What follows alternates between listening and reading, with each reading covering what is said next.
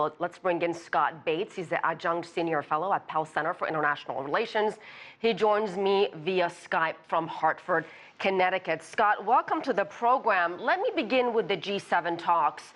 Support for existing sanctions, but no consensus on additional sanctions against Russia or Syria.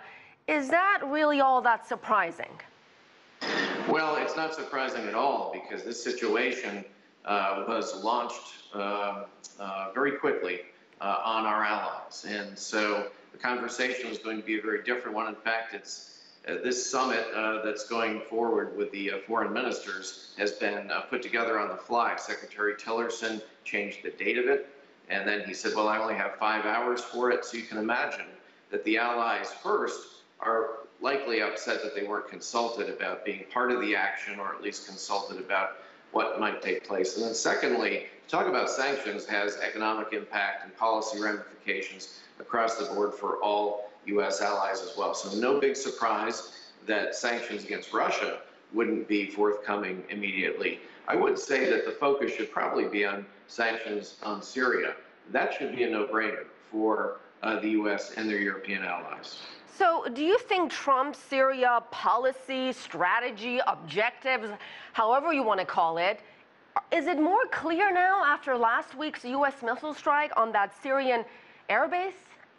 Do you know, if we take the president at his word, it is clear that no one should use weapons of mass destruction anywhere in the world, or the United States will respond in a massive way. So look, I think if you're looking at it from a policy perspective, this is actually consistent with U.S. policy, which is that the United States is opposed to the use of chemical weapons anywhere in the world, and we reserve the right to take kinetic action. That's been supported by our European allies. But if you're looking at the bigger question of Syria, has this action, furthered any kind of substantive discussion? Perhaps, because now the president owns this one.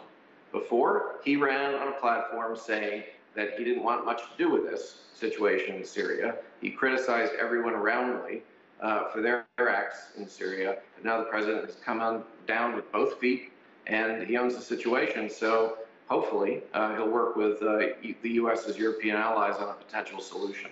So, Scott, is a solution in Syria possible without Iran and Russia?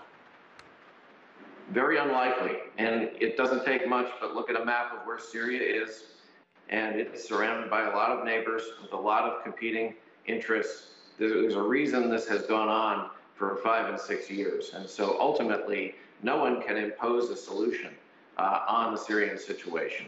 This is going to have to take a united international effort to end the carnage in that country. And with Tillerson arriving in Moscow, what will be this administration's message to Vladimir Putin? What will you be looking for in these talks?